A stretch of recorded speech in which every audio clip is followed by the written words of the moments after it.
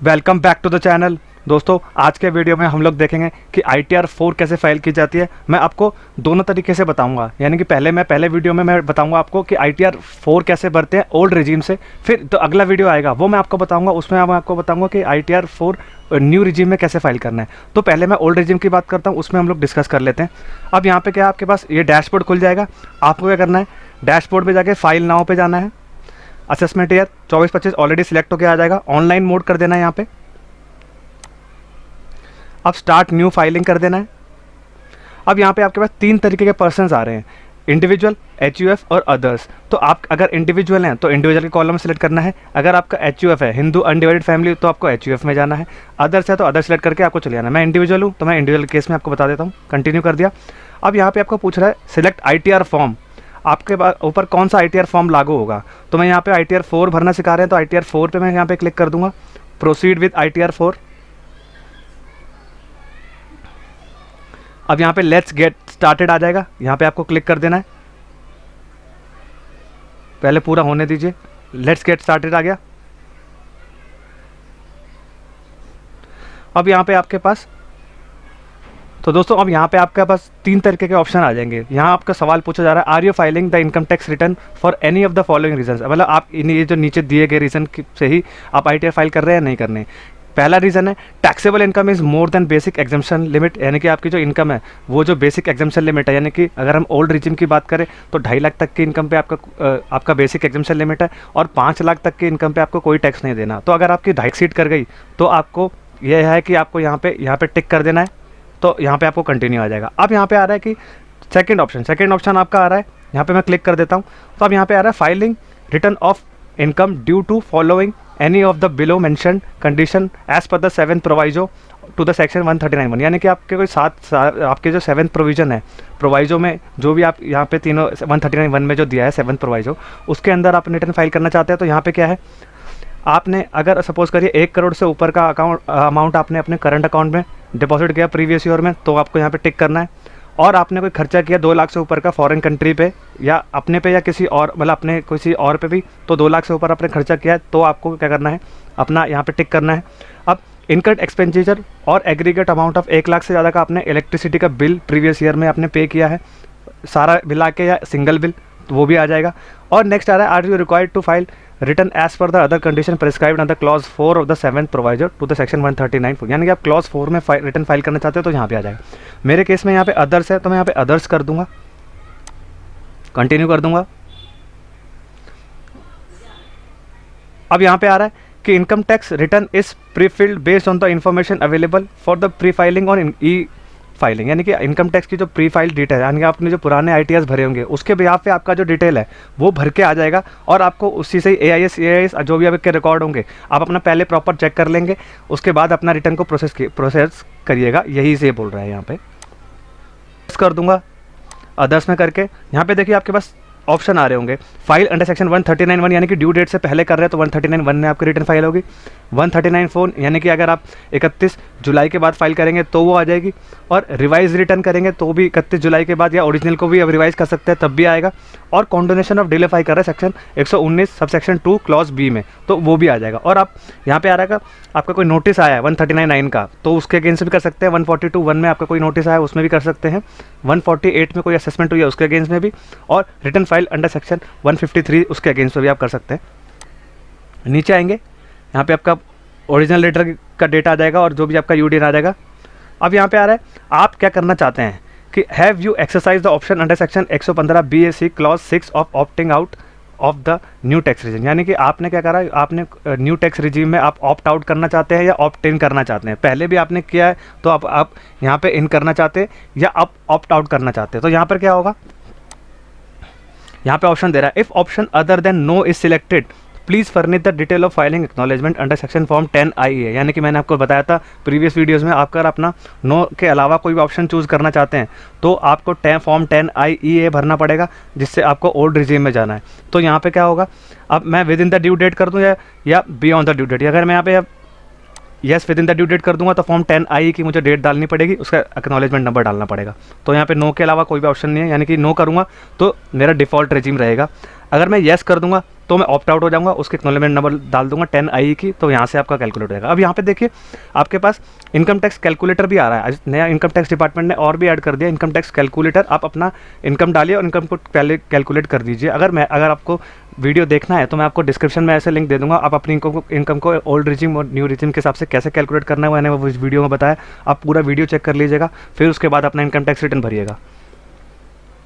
अभी आ रहा है whether this return is being filed by the representative SSC, no कर देंगे, यहाँ पे हम खुद कर रहे हैं। और यहाँ पे बैंक डिटेल्स आ जाएंगे, अगर आप आपके जितने बैंक है सारे के सारे यहाँ पे ऐड कर देंगे तो ऐड हो जाएंगे। और जिसको भी आप नॉमिनी रिफंड के लिए बनना चाहते हैं वो भी आप बना सकते हैं। तो यहाँ पे मैं क्या करूँगा, इसे कन्फर्म कर दूंगा, यहाँ पे मैं कन्फर्म कर दूंगा इसको। अब नीचे आएगा आपका ग्रॉस टोटल इनकम, मैं ग्रॉस टोटल इनकम खोल लेता हूँ। मेन तो आपको इसी ही कॉलम में आपको सारा अपना डेटा डालना है। अब यहाँ पे आपका आ रहा है सैलरी की डिटेल्स आ रही है। अगर आपने कोई भी एग्जेम्पशन क्लेम किया है इनका बाहर टूर पे कोई भी आपको एक्सपेंस ऑन ट्रांसफ़र मिला है वो आपने एग्जेम्पशन क्लेम किया है वो डालना है। और are you eligible to claim exemption in respect of transport, आप ट्रांसपोर्ट अलाउंस मिला है तो आपको यहाँ पे डालना होगा। Are you eligible to claim any other exemption from salary income, यानी कि आप कोई इस ऊपर जो दी गई उसके अलावा कोई एग्जेम्पशन क्लेम करना चाहते हो तो यहाँ पे मैं स्किप करके चला जाता हूँ क्वेश्चन को। अब यहाँ पे आपके पास बहुत सारे इनकम्स आ जाएंगे, यहाँ के आपको वेरियस सोर्सेज, अगर आपके ITR 4 भर रहे तो आपकी वेरियस सोर्स ऑफ इनकम होगी, बिजनेस इनकम भी होगी, सैलरी भी हो सकती है। तो आपको केयरफुली अपना क्या करना है, ग्रॉस सैलरी के डिटेल्स डाल देने, ग्रॉस सैलरी कितना है, आपके अलाउंसेस कितने हैं जो एग्जेम्प्ट होंगे, और रिबेट आपको जो मिला है, रिलीफ मिला 89A में, वो डल जाएगा तो नेट सैलरी आ जाएगी। और डिडक्शन अंडर सेक्शन 16 आ जाएगा तो नेट सैलरी आपकी यहाँ पे कैलकुलेट होकर आ जाएगी। अब सैलरी वाला जो पोर्शन होगा, सैलरी का जो ITR है वो हम अलग ITR 1 में मैं आपको पूरा का पूरा डिटेल वाला वीडियो बना के दूंगा, जिसमें भी आपको एक एक चीज़ें आपको समझाऊंगा कि आपको कैसे डिटेल्स भरनी है। अब यहाँ पे आपकी हाउस प्रॉपर्टी है तो यहाँ पे आप क्या करेंगे, एडिट कर देंगे। आप ब्रेकअप डालना है कि आपकी इनकम हाउस प्रॉपर्टी कैसे है, सेल्फ ऑक्यूपाइड है या ओनर से है या कैसे है। सेल्फ ऑक्यूपाइड है, यहाँ सेल्फ ऑक्यूपाइड कर देंगे। लेट आउट है, deem to be let out है, यहाँ पे सेल्फ ऑक्यूपाइड भी करेंगे तो यहाँ पे आपको रेंटल इनकम वगैरह भी दिखानी पड़ेगी, तो यहाँ पे मैं कैंसिल कर देता हूँ। अब नेक्स्ट आपका आता है सबसे इंपॉर्टेंट पार्ट है इनकम फ्रॉम बिजनेस। अब यहाँ पे मैं डिटेल ऐड कर लेता हूँ। अब आपको यहाँ मैं पूरा सिखाऊंगा कि आपको ITR 4 का मेन कैसे आपको डिटेल्स वगैरह डालनी है। यहाँ पे आपका नाम आ जाएगा, बिजनेस का कोड आ जाएगा, अगर आप बिजनेस वाले हैं तो प्रोफेशन है तो यहाँ प्रोफेशन में कोड आ जाएगा। और आप कोई गुड्स कैरेज वाले हैं, यानी कि मैंने आपको जो मैंने प्रेजेंटिव टैक्सेशन की वीडियो बनाई थी, मैंने उसमें तीनों सेक्शन आपको समझाए थे, 44 AD, AE, ADA और AE। ये मैं अगर आपको ये वीडियो देखना है तो मैं आपको डिस्क्रिप्शन में लिंक छोड़ दूंगा, आप ITR 4 का वीडियो देख सकते हैं और उसमें समझ सकते हैं कि मैंने आपको तीनों सेक्शन कैसे समझाए थे।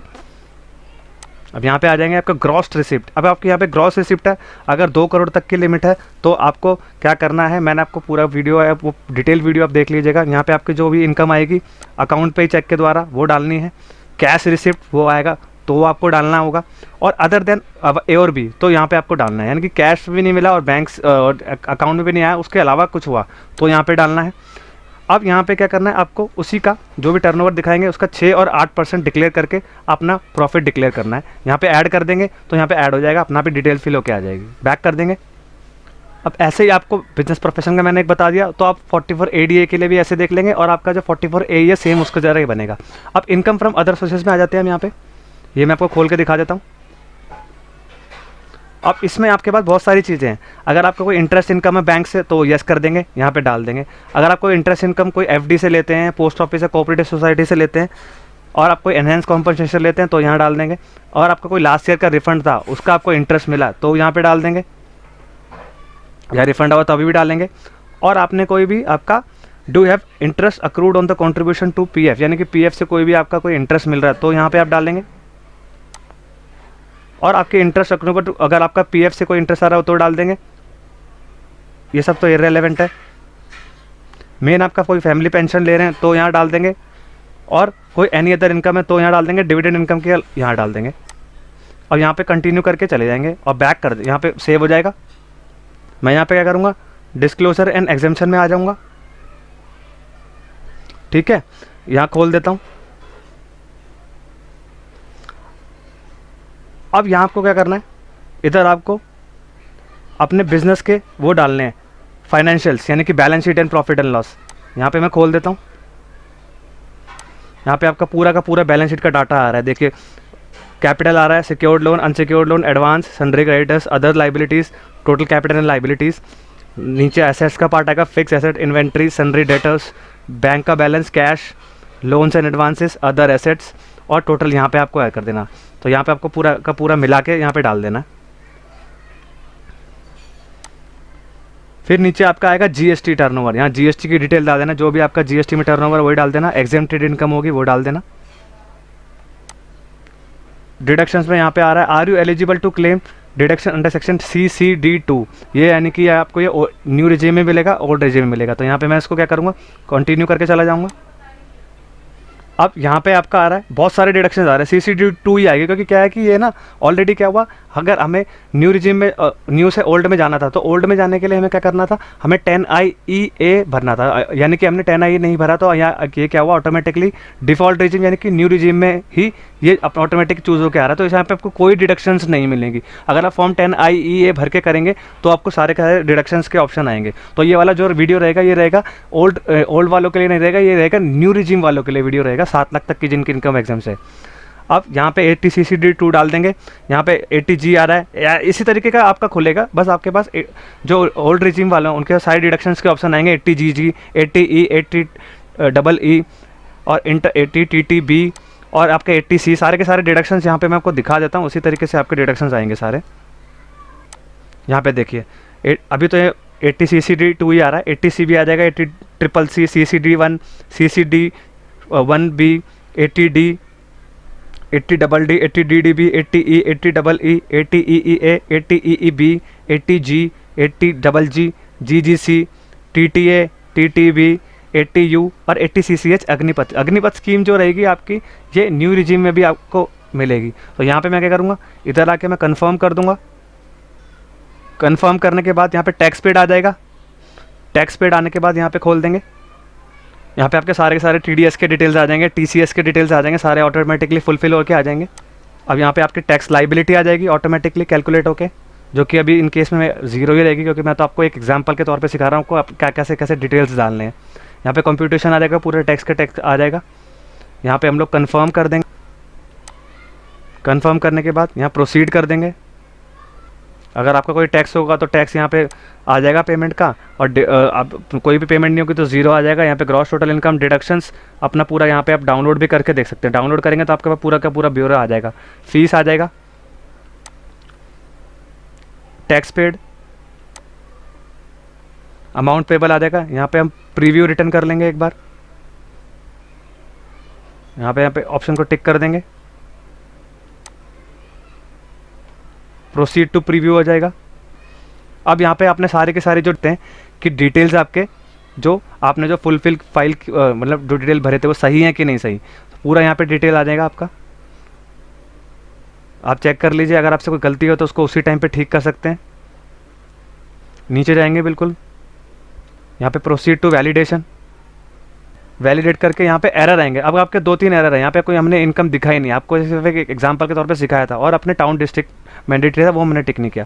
यहाँ पे दोनों एरर को ठीक करके प्रोसीड टू वेरिफिकेशन करेंगे। वेरीफाई करके अपना OTP 3 तरीके से कर सकते हैं, या तो आधार OTP से कर सकते हैं, और आपका कोई इंटरनेट बैंकिंग है उससे कर सकते हैं, या वेरिफिकेशन आपका ईमेल और वो आएगा उससे भी कर सकते हैं। तो ऐसी वीडियो, तो दोस्तों यही था एक ITR 4 जो मैंने आपको बहुत ही आसान तरीके से समझाया कि इसमें आपको कौन कौन से डिटेल्स भरने हैं और कौन कौन से डिटेल्स आपको अवॉइड करने हैं। तो दोस्तों अगर ये वीडियो इन्फॉर्मेटिव लगी हो तो चैनल को लाइक, सब्सक्राइब और शेयर करिए, और बेल आइकन भी प्रेस कर दीजिए, जिससे कि मैं आपके लिए ऐसे इंपॉर्टेंट वीडियोज़ लेके आता रहूँ और आपको बताता रहूँ कि आपको कैसे कैसे आपको फॉर्म्स फिल करने हैं। तो दोस्तों ये रहा ITR 4 का वीडियो। नेक्स्ट हम बात करेंगे ITR 1 के वीडियो के बारे में, और मैं एक वीडियो आपके लिए ऐसा भी लाऊंगा जिन्होंने फॉर्म 10IEA भरा होगा, उसके बाद हमें जो ओल्ड टैक्स रिजीम है उसमें आपको मैं पूरा का पूरा ITR 4 का भी सिखा दूंगा, और ITR 1 में भी आपको नेक्स्ट वीडियो में बताऊंगा कि आपको अगर आप ओल्ड रिजीम ऑप्ट करते हैं, न्यू रिजीम ऑप्ट करते हैं, दोनों में कैसे आपको ऑप्शन चूज़ करना है, और केयरफुली आपको कैसे अपने इनकम के हिसाब से अपना न्यू रिजीम चूज करना है। Thank you very much. And दोस्तों नियर फ्यूचर में